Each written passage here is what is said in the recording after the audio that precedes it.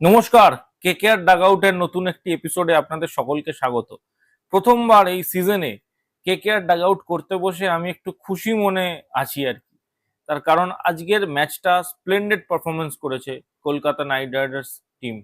তার কারণ বলতেই হয়, যে সানরাইজার্স হায়দ্রাবাদ পরপর পাঁচখানা ম্যাচ জিতছিল, যে সানরাইজার্স হায়দ্রাবাদের ব্যাটিং তুখর ফর্মে ছিল, যে কোনো মাঠে যে কোনো রকমের রান চেস করে দিচ্ছিল, যে কোনো রকমের বড় টোটাল তারা লাগিয়ে দিচ্ছিল বোর্ডে, সেই টিমকে কিন্তু আজকের কোথাও গিয়ে অলমোস্ট একতরফা ভাবেই কিন্তু হারের মুখোমুখি করালো কিন্তু কলকাতা নাইট রাইডার্স। 8 নম্বরে থাকা একটা দল। যদিও ম্যাচের পুরোপুরি যদি এতে আসি তার আগেই বলবো কেকেআর কিন্তু এই নিয়ে তিনটে পরপর ম্যাচ জিতে গেছে। তো আশা করব কেকেআর যেমন শুরুর দিকে পরপর 6টা ম্যাচ হারার একটা স্ট্রিক্ট বানিয়েছিল, সেই রকমই কিন্তু আমি আশা রাখবো যে পরপর 7টা ম্যাচ 8টা ম্যাচ জেতার একটা স্ট্রিক বানাক এবং প্লে অফসে কিন্তু কোয়ালিফাই করুক। তবেই অ্যাজ আ কেকেআর ফ্যান আমরা কিন্তু খুব খুশি হব। সো ম্যাচের লেখাজোখা বলি। প্রথমে টস করতে আসে প্যাট কামিন্স আর captain Ajinkya Rahane, KKR captain. So Pat Cummins টসে যেতে এবং ব্যাটিং করার সিদ্ধান্ত নেয়, এবং এই সিদ্ধান্তটা কিন্তু জাস্টিফাইড, কারণ দুপুরবেলার ম্যাচ ফার্স্ট ব্যাটিং করলে এটুকু আশা করা যায় যে অনেক রান বোর্ডে লাগিয়ে দিলে কেকেআর এর ব্যাটিং হয়তো অতটা কেপেবল হবে না রানটা চেস করার জন্য, এটা একদম ঠিক।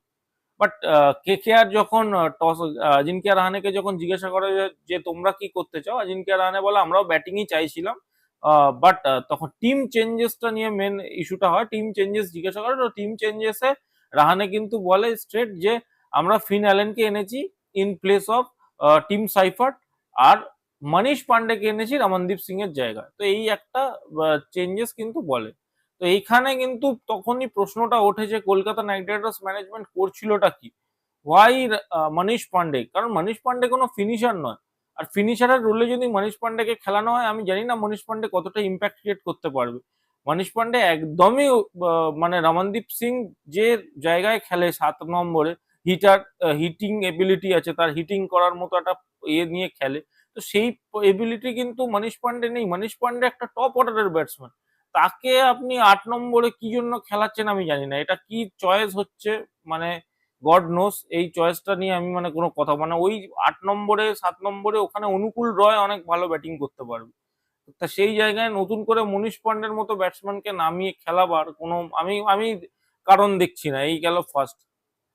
এবং একটা প্লেইং ইলেভেনে যদি রঘুবংশী, রাহানে, মনীষ পান্ডে এরকম ধরনের তিনখানা ব্যাটসম্যান থাকে, তাহলে আপনি চিন্তা করে দেখুন টিম মানে কি করবে। টিমটা টোটালি ইমব্যালেন্স টিম হয়।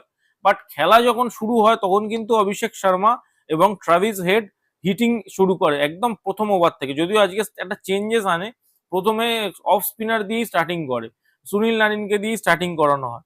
সো স্টার্টিং শুরু হয়, তো ভালো স্টার্টিং নেয়। বাট তারপর অভিষেক শর্মার উইকেট পড়ে যায়। অভিষেক শর্মাকে কার্তিক ত্যাগী কিন্তু বল করতে এসে 10 বলে 15 রানের স্কোরে আউট করে দেয়। দেন ট্রাভিস হেড আর ঈশান কিষান দুজনে মিলে একটা টেরিফিক পার্টনারশিপ করে, এবং 8 ওভার 8 ওভারের মাথায়, 8 ওভার 2 বলের মাথায়, 8 ওভার 9 ওভারের মাথায় 105 রানের কাছে কিন্তু রান চলে যায়। বাট 9 ওভারের মাথায় গিয়ে কিন্তু ট্রাভিস হেড আউট হয়ে যায়। তখন কিন্তু টিমের স্কোর হয়ে যায় প্রায় 105 রান। অতটা রান হয়ে গেছিল, সেখানে 2 উইকেট পড়ে যায়। বাট তারপর থেকে একটা উইকেটের ঝড় শুরু হয়। হেনরি ক্লাসেন 8 বলে 11 রান করে ক্যামেরন গ্রিনের শিকার হয়। রবিচন্দ্রন বলে একজন প্লেয়ারকে খেলিয়েছিল আজকে, তাকে 4 বলে 4 রানের করে বরুণ চক্রবর্তী আউট করে দেয়। অনিকেত ভার্মাকে 8 বলে 6 রানের করে বরুণ চক্রবর্তী আউট করে দেয়। সালিল আরোরাকে সুনীল নারিন বোল্ড করে দেয়। এবং then after all this things Ishan কিষানও কিন্তু সুনীল নারিনের বলে একটা প্রথম বলে প্রথমে 6 মারে স্টেপ আউট করে।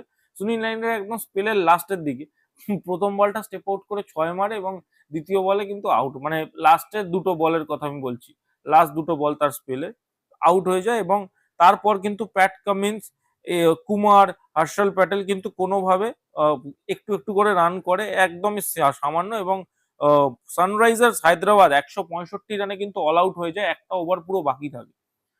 একটা ওভার বাকি থাকতে কিন্তু সানরাইজার্স হায়দ্রাবাদ পুরোপুরি অল আউট হয়ে যায়। বোলিং ফিগার্স যদি বলি, সুনীল নারিন 4 ওভারে 31 রান দিয়ে 2 উইকেট নেয়। মানে hats off to Sunil Narine, তার কারণ 4 ওভারে 31 রান দিয়ে 2 উইকেট এটা মানে সুনীল নারিনের ফিগার যারা দেখেছে তারা জানে, প্রথম 2 ওভারে সুনীল নারিনের 20 রান ছিল, সেখান থেকে সুনীল নারিন মেকআপ করে 4 ওভারে 31 রান দিয়ে 2 উইকেট নেয়, 7.75-এর ইকোনমি। আপনি বলুন তো এই প্লেয়ারটাকে লেজেন্ড বলা ছাড়া আর কি বলা যেতে পারে? Sunil Narine is absolutely legend, IPL এর লেজেন্ড। মানে যদি আমরা এক কথায় বিদেশিদের তুলনা করি, সুনীল নারিন মনে হয় one of the greatest allrounder IPL এ। আমি জানি না সুনীল নারিন অন্য লিগসে কতটা effective, but Sunil Narine IPL এর মানে অ্যাবসলিউট লেজেন্ড। বৈভব অরোরাও নিজের কোটায় ভালোই বল করে, যদিও প্রথম দিকে সে খুব একটা এফেক্টিভ হচ্ছিল না, বাট পরের দিকে 3 ওভারে 25 রান দিয়ে 1 উইকেট, 8.5-এর কাছে ইকোনমি, তো খারাপ বলা যায় না। যে ইমপ্রেস করেছে সে কিন্তু কার্তিক তিয়াগি। এবং গত ম্যাচটায় আমি আমি এটা কিন্তু নোটিস করছি যে কার্তিক তিয়াগি কিন্তু প্রেসার সিচুয়েশনে খারাপ খেলছে, বাট এমনি যখন তার উপর প্রেসার থাকছে না, সে কিন্তু দুর্দান্ত বোলিং করছে। কার্তিক তিয়াগি 4 ওভারে 30 রান দিয়ে 2 উইকেট নেয় 7.5-এর ইকোনমিতে। ক্যামেরন গ্রিন 3 ওভারে 34 রান দিয়ে 1 উইকেট নেয়। বরুণ চক্রবর্তী 4 ওভারে 36 রান দেয়, যদিও সে প্রথম দিকে বেশি মার খেয়েছিল, বাট লাস্টের দিকে সে কিন্তু 3খানা ইম্প্যাক্টফুল উইকেটস নেয়। যেমন 9-এর ইকোনমিতে সে কিন্তু অলমোস্ট সানরাইজার্স এর কোমরটা ভেঙে দেয়। এবং অনুকূল রয়ও 1 ওভারে 8 রান দিয়ে 1 উইকেট নেয়, অনুকূল রয়কে দিয়েও 1 ওভার করানো হয়। ওভারঅল সানরাইজার্স হায়দ্রাবাদ 165 রানে অল আউট হয়ে যায়, কেকেআর এর কাছে 166 রানের টার্গেট থাকে। হায়দ্রাবাদের এই পিচে কিন্তু ইজি টার্গেট। এবার যেহেতু ফিন অ্যালেনকে খেলানো হয়েছে, তাই বৈভব অরোরাকে তুলে ফিন অ্যালেনকে অ্যাজ এ ইম্প্যাক্ট প্লেয়ার নিয়ে আসা হয়। রাহানের সাথেই ফিন অ্যালেন ওপেন করে, বাট ফিন অ্যালেন স্টার্টটা কিন্তু দুর্দান্ত দেয়। মাত্র 23 বলে 29 রান সে করে ফেলে, 3টে 4 2টো 6। বাট প্যাট কামিন্সের লাস্ট বলটাই কিন্তু সে আউট হয়ে যায় হেনরি ক্লাসনের হাতে ক্যাচ দিয়ে। বাট তারপর আঙ্গ্রিকিস রঘুবংশী আর অজিঙ্কিয়া রাহানে দুজনে মিলে একটা পার্টনারশিপ করে। দুজনের পার্টনারশিপ মানে প্রথম উইকেট পরে 49 রানে 3 ওভার 6 বলের মাথায়, বাট রঘুবংশী আর রাহানে মিলে একটা পার্টনারশিপ করে এবং পার্টনারশিপটা 15 ওভার অব্দি নিয়ে যায়। তারা যে হিসাবে রান চেস করার দরকার, কারণ রানের চেসটা তো কম, তারা কিন্তু খুব একটা যে হাইফাই স্ট্রাইক রেটে খেলেছে বলবো না, কিন্তু তারা রানটাকে কোনো মতে স্ট্রাইক রোটেট করে কোনোভাবে নিয়ে যায়। এবং 15 ওভারের মাথায় গিয়ে রাহানে আউট হয়, ততক্ষণে কিন্তু টিমের স্কোর 133 রান হয়ে যায়। তারপর 16 ওভার 4 বলের মাথায় কিন্তু আঙ্গ্রিকিস রঘুবংশী আউট হয়। 151 রান ততক্ষণে হয়ে গেছিল, অলরেডি 150 রান হয়ে গেছিল, কিছুটা বাকি ছিল, সেটা কিন্তু 11 বলে 22 রান করে রিঙ্কু সিং নট আউট থেকে ফিনিশ করে।